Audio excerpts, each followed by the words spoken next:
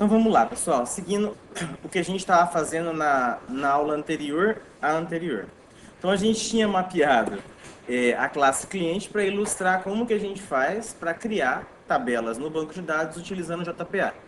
Então o que a gente tinha feito? Criado uma classe chamada cliente, anotou ela como sendo uma entidade, definiu o código como sendo chave primária e aí a gente fez a manipulação dos dados nessa tabela.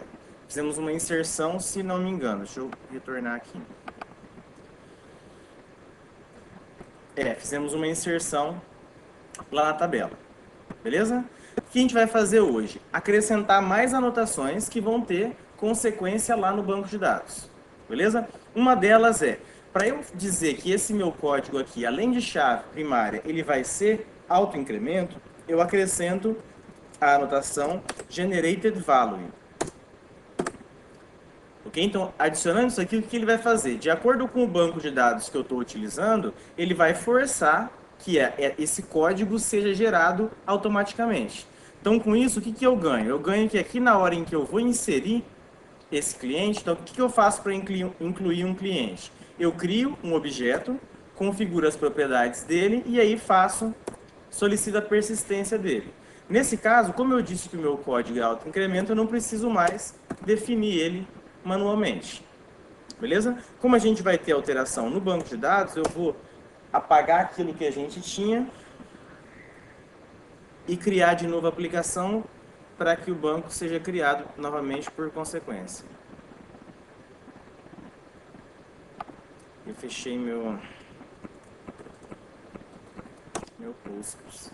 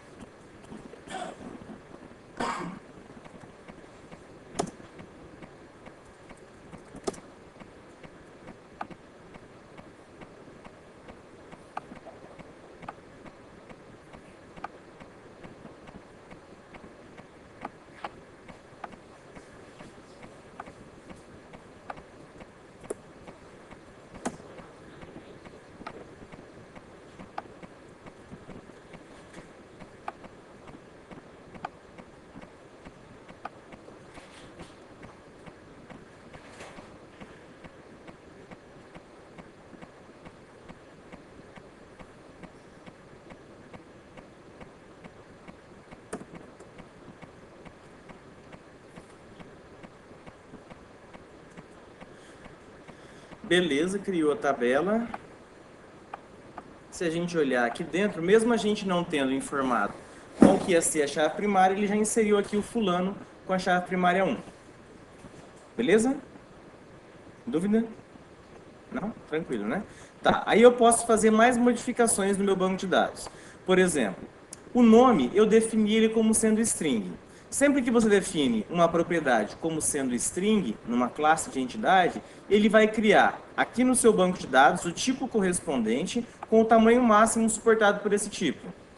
Na verdade, o tamanho padrão desse tipo. No caso aqui do Postgres, é 255 caracteres. Ok? Para mim, para minha aplicação, 255 caracteres é um exagero. Beleza? Então o que eu vou fazer? Eu vou ajustar isso de acordo com a minha aplicação. Eu acho que para minha aplicação, sei lá, 60 caracteres para o nome é suficiente. Ok? Então o que eu faço? Eu vou anotar sobre ele, sempre é sobre a coluna que eu estou tentando fazer alguma definição. Como que eu faço para definir o tamanho da minha coluna? Eu vou anotar essa coluna com a anotação column, beleza? E aí aqui dentro eu posso abrir entre parênteses, eu posso configurar algumas propriedades. Dentre elas eu tenho a propriedade length, de tamanho, ok? Que ela já vem com valor padrão 255, eu vou especificar, sei lá, 40 ou 60, o tamanho que eu quiser. Ok? Então agora, se eu apagar a minha tabela e gerar de volta,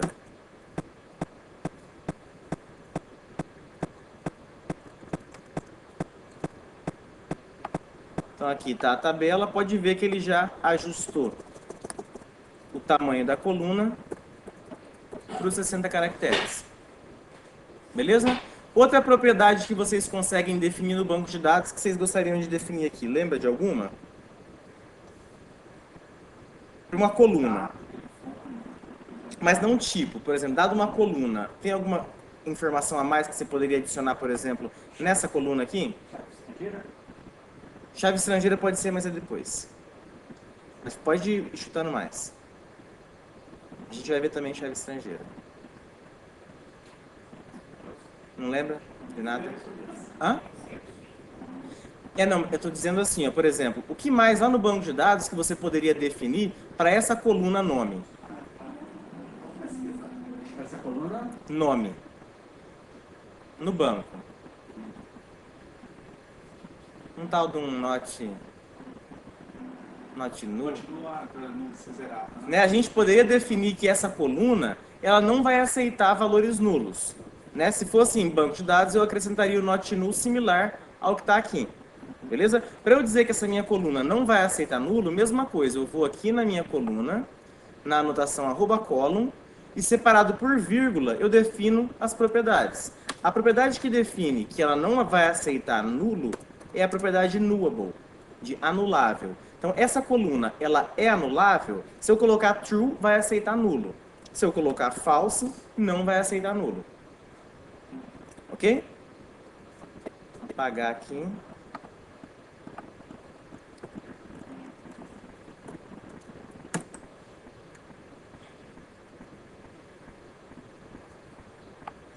Beleza, e se você olhar agora, a definição tá lá. Nome, not null. Beleza? Bem tranquilo, né? Tá. Outra alteração que a gente pode fazer aqui nesse código, é com relação à enumeração sexo. Toda enumeração que a gente utiliza dentro do mapeamento da nossa entidade, o que ele vai fazer? Ele vai criar um campo inteiro aqui no meu banco de dados e vai criar ordem nessa minha enumeração sexo aqui. Então, o primeiro elemento vai receber índice 0, o segundo índice 1 e assim vai. Mas aí você não quer, você quer que lá na sua tabela ele armazene mesmo numa coluna string o texto da sua enumeração. Para você dizer isso daqui via anotação, o que você vai fazer? Você vai anotar a coluna sexo com a anotação @enumerated. E aqui, entre parênteses, você vai definir ó, qual que é o tipo da enumeração do valor que eu quero armazenar. Eu quero o ordinal, a ordem de cada um dos elementos, ou eu quero a string correspondente a ele. Se eu quiser string, só marca aqui como sendo string, gera de volta a tabela.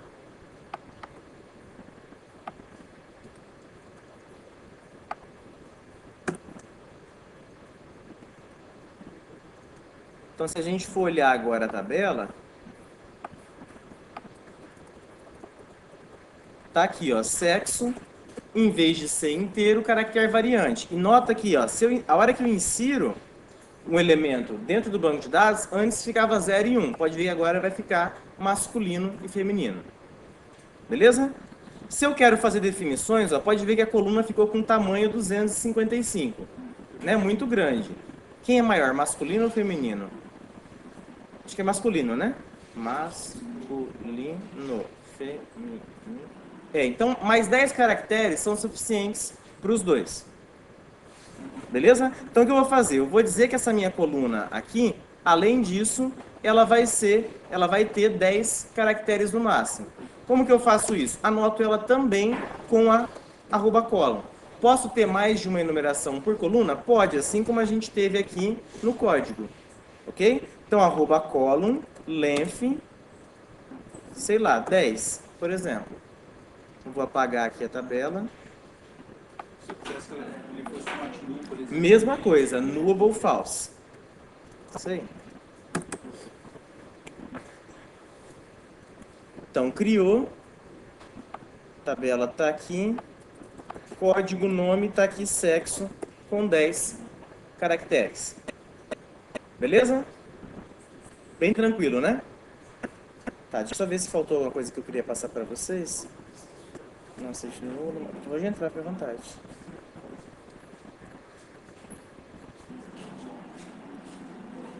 Ok. Vai dar até para adiantar, ó. da aula que vem. Então, ó, dúvidas sobre o que a gente adicionou aqui?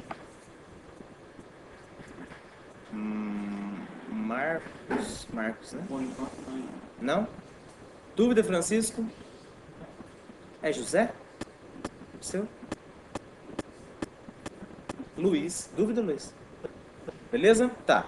Eu vou adicionar, então, mais uma coluna lá na minha tabela e, por consequência, aqui na minha classe de entidade, que vai corresponder à data de nascimento dessa pessoa. Ok?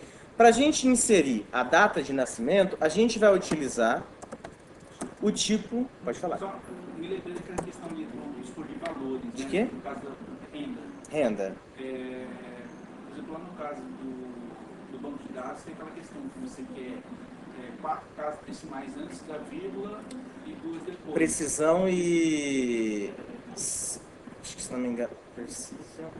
Precisão... Acho que é escala, né? Precisão e escala. Se você colocar 4 casas antes da vírgula, né, ponto, Aham. 2, aí ele vai pegar R$1.000, por exemplo, e... Aham. Ele tem. Eu só não me lembro de cor se é no colo, mas eu vejo para vocês e eu trago na... Aqui, é muito provável ser aqui, ó. Precision Scale. Vamos testar já agora. Precision 10, Scale 2.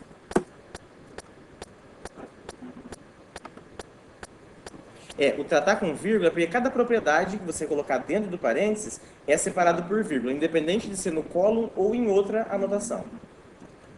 Vamos só conferir se é isso mesmo.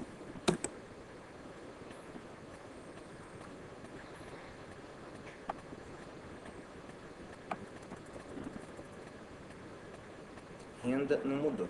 Tá, mas eu vou verificar para você, aí eu trago na próxima. Mas vai ser algo similar a isso daqui, alguma anotação que vai produzir lá o correspondente. Beleza? Vou tirar isso aqui para não dar dúvida a gente. Até aí, tranquilo? Então eu vou adicionar agora o campo data de nascimento, que vai trazer a data em que a pessoa nasceu, ok? Para a gente criar um campo do tipo data lá no banco de dados, eu vou utilizar aqui o tipo date. Vocês já utilizaram o tipo date? Já? Beleza. Então, data de nascimento. A hora que eu inserir o tipo date aqui, você vai ver que ele vai já mostrar a restrição para você. Por quê? Laura, vamos lá? Por que ele vai mostrar a restrição? Porque o tipo date dessa classe Java Util Date, que é a que a gente está utilizando, ela é utilizada no Java para representar tanto data. Se eu quiser representar só data, eu posso utilizar o date. Se eu quiser representar só hora, eu posso usar o date também. Quero representar data e hora, posso usar o date também. Beleza? Mas lá no banco de dados eu vou precisar definir o que essa coluna vai ser. Se ela vai ser data, se ela vai ser hora ou se ela vai ser data e hora. Ok? Então por isso que eu preciso aqui fazer uma definição adicional obrigatória no date. Ok? Como que eu faço isso? Eu anoto ele com a anotação temporal. Ok? Temporal. E aqui dentro eu vou definir. Ó, pode ver que ele te dá 3 opções. Você vai dizer se essa coluna é só data, se ela é só hora ou se ela é data e hora. Beleza? Para o nosso caso, tudo bem, tem hora, mas data já é suficiente, né? Então aqui eu posso marcar date, vou gerar o get e o set dele, apagar a tabela.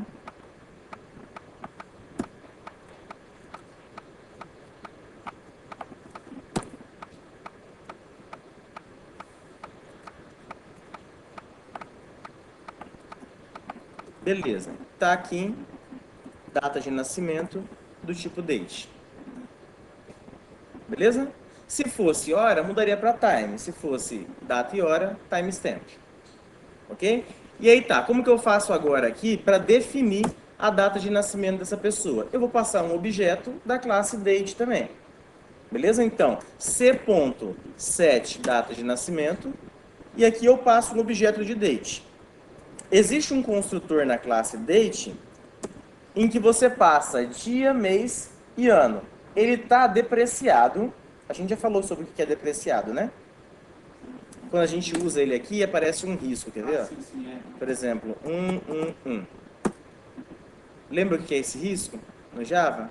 Porque já houve tipo uma nova adaptação da linguagem e ela está, tipo assim, não em desuso, mas já está... Não recomendada, é isso aí. Aham. A linguagem evoluiu, né? Isso aqui existe ainda na linguagem, só que não é recomendado mais o seu uso, né? Sugere-se sua substituição. Mas você usar enquanto ela está aqui não tem problema. O problema é que à medida que for evoluindo as versões do Java, pode acontecer desse construtor, por exemplo, não existir mais e seu código parar de compilar. Ok? A gente já vê uma alternativa ao date.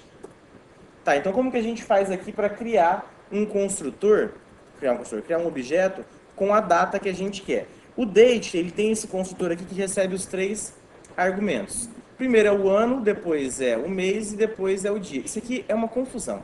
Sempre que você for mexer com data no Java, vai virar uma bagunça. Por quê? Olha só a zona. Eu tenho que passar esse ano aqui. Se você fosse usar a intuição, eu quero colocar, por exemplo, 1995. Beleza? Eu colocaria 1995, né? Quero colocar, por exemplo, novembro. Eu colocaria 11, né? E a data, por exemplo, 25. 25 de novembro de 95. Beleza? Eu teria que tratar com a Y, 4 vezes o Y, 2 vezes o M. Não, porque aqui ele está esperando receber um número inteiro. Beleza? Tá, mas em vez de você passar isso daqui, sabe lá Deus por quê? Ele vai somar esse número que você está passando a 1900. Então, se você quer 1995, você tem que passar 95. Beleza? O mês, se você quer janeiro, você tem que passar 0. Se você quer fevereiro, você tem que passar 1. Então, aqui você vai ter que colocar 10. Beleza? Então, sempre um deslocado a menos. Foi? Então, vou inserir de volta o fulano.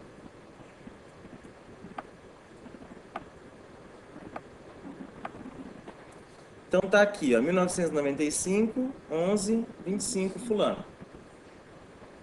Beleza? Uma possibilidade, na verdade, a sugestão de uso, em vez de você utilizar o date, é você utilizar um calendar. Então como que você faz? É alternativa, tá? Se você quiser continuar utilizando o date, não tem problema, exceto aquele que eu comentei. Então o que ele sugere é você utilizar um calendar. Para você obter um objeto do calendar, você coloca calendar.getInstance. Isso aqui vai te dar um objeto da classe calendar. O que ele está chiando aqui? Assim já foi definido. Calma. Beleza? Aí o que você vai fazer agora? Você vai definir as propriedades dessa sua data. Quanto que você quer, por exemplo, para dia, para mês e para ano. Como que você faz isso? Esse objeto que ele te trouxe, ele já traz por padrão a data e a hora atual. Atuais, no caso. Para você reiniciar ele, tudo bom? Você vai chamar pelo clear, beleza? Limpou a sua data e aí você define as propriedades. Eu acho muito mais fácil usar o date. Então, set, ok? E aí você define qual que é o campo. Eu quero configurar o ano. Então, calendar.year. E aqui eu coloco o ano. Aqui, salvo engano, é a data mesmo, o ano que você quer.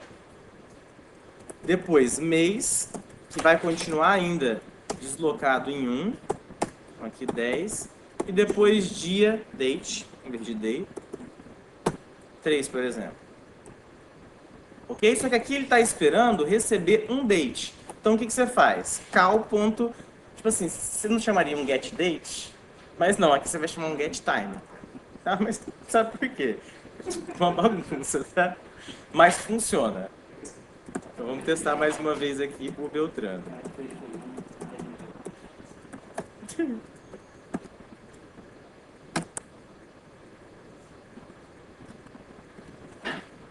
Mais um registro, que é o Beltrano. Beleza, tá aqui 3 de novembro de 95. Beleza? Então eu vou adiantar já o que a gente tinha para a próxima.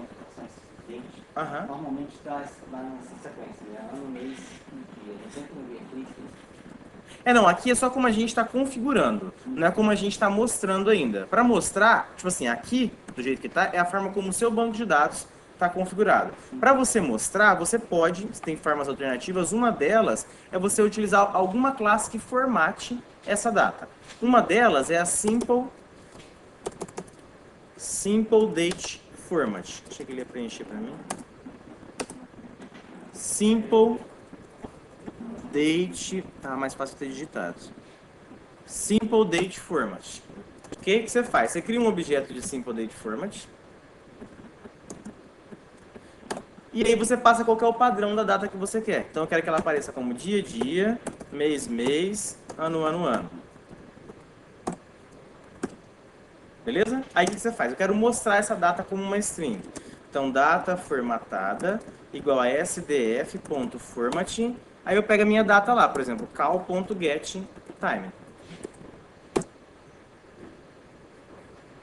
Não? Não foi? Esse aqui é um negócio muito... Não, de volta, ó.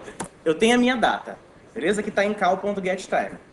Ele queria mostrar de uma forma diferente, que a gente não mostrou ainda, mas só para saber que dá para a gente mostrar de uma forma diferente. Eu crio um formatador, que é um simple date format.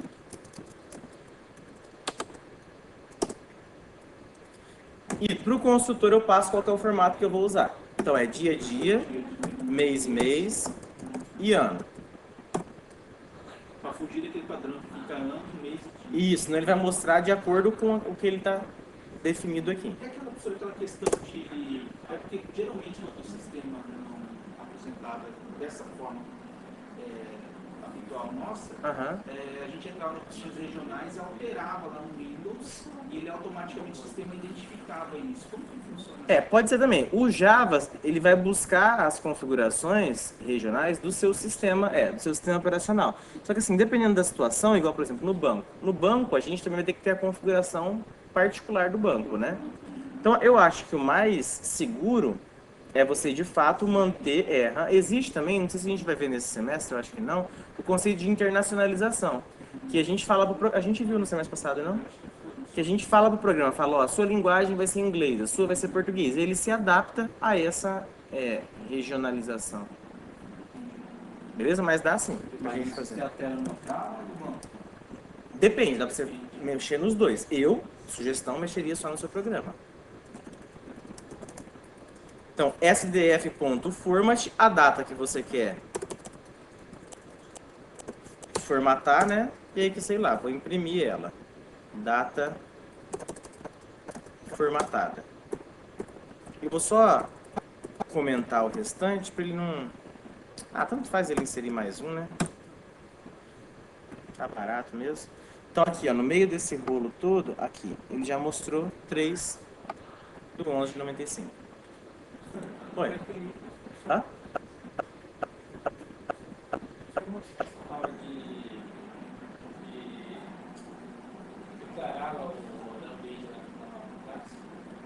Aqui? Aqui.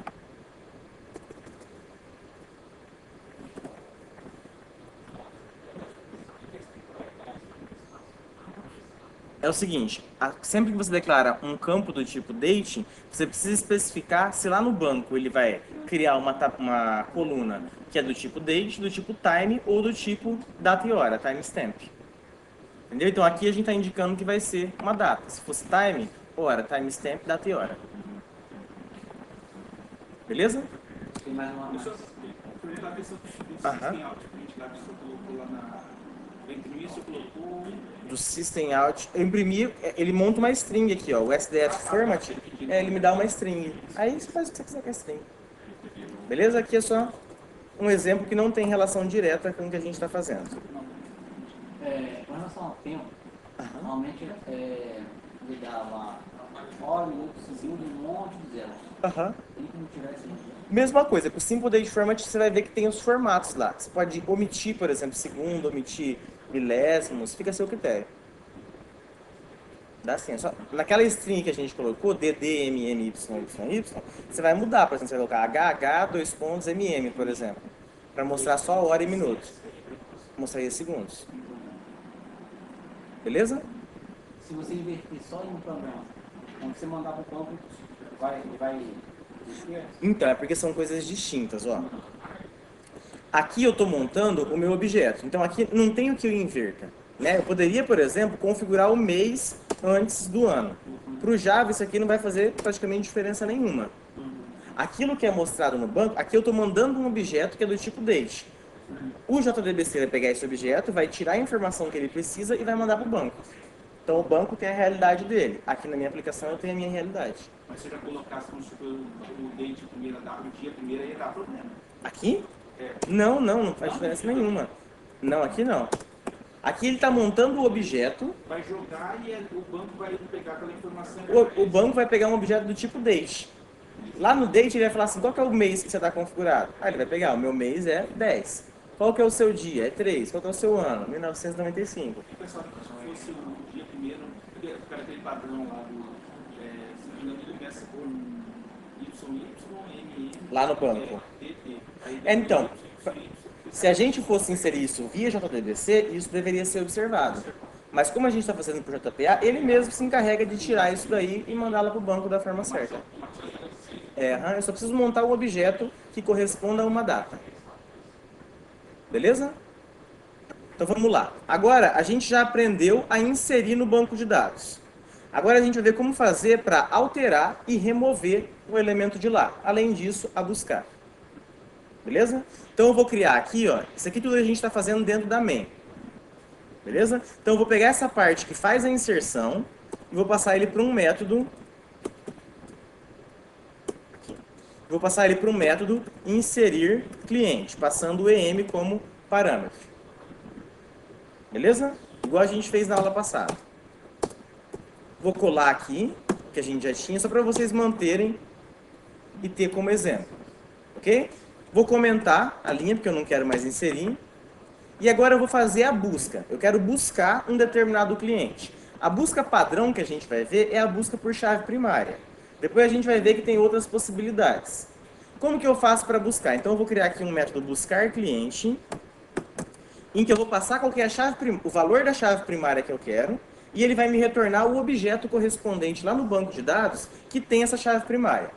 Ok? Então, por exemplo, eu quero trazer o cliente que tem a chave primária 8. Beleza? Então aqui eu vou colocar... Aqui eu estou montando o meu método ainda, tá? Então 8, e isso daqui vai me retornar um cliente. Beleza? Tá, então eu vou montar esse método aqui.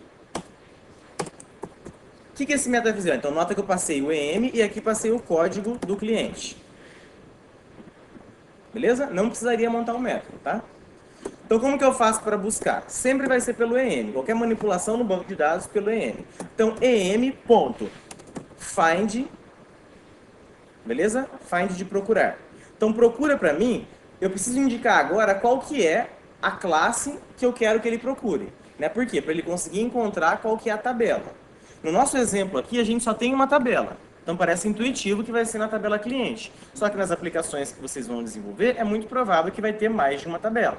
Então aqui eu tenho que especificar qual que é a classe que ele vai usar como referência. Para isso eu coloco o nome da minha classe, .class.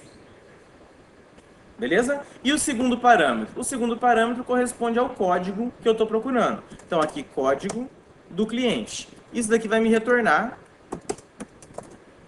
uma referência de cliente, que é a que eu vou retornar lá para o meu método em que eu estava. Beleza? Se não tiver nenhum cliente que tenha esse código, ele vai retornar nulo. Beleza? Então aqui o que eu estou fazendo? Ó, peguei lá em cima. Chamei o meu método buscar, passando a chave primária 8, ele me retornou o C1. Quero mostrar, por exemplo, o nome do cliente que tem código 8. C1.get nome. Beleza? Então ele foi lá no banco, buscou para mim a informação, trouxe isso em forma de um objeto, ele mostrou aqui para cima. Aqui. Tá aqui o fulano. Beleza? É só eu tenho uma dúvida ali, a questão de se ele fizer essa busca e me encontrar, eu posso tratar a extensão normal? Pode, aqui eu poderia fazer o seguinte, ó, por exemplo, vou buscar pelo cliente de 450. Beleza? Você quer dar uma mensagem de cliente não encontrado. Tá certo. Se ele não encontrar, ele vai retornar o quê? Vai retornar Nulo. Então, ó, C1 aqui vai estar com quanto dentro dele? O meu método find, se ele não encontra, ele retorna nulo, né? Então esse C vai ficar com nulo, ele vai retornar nulo, beleza? C1 aqui em cima vai estar com quanto? Nulo, né? Então, se C1 for igual a nulo, cliente não encontrado. Caso contrário, mostra o nome do cliente. Então aqui, ó, cliente não encontrado. Beleza? Bem tranquilinho, né? Muito mais fácil de fazer instrução SQL. Uhum. Tá. Eu acho que convém deixar a remoção e alteração para a aula que vem. Dúvida até aqui?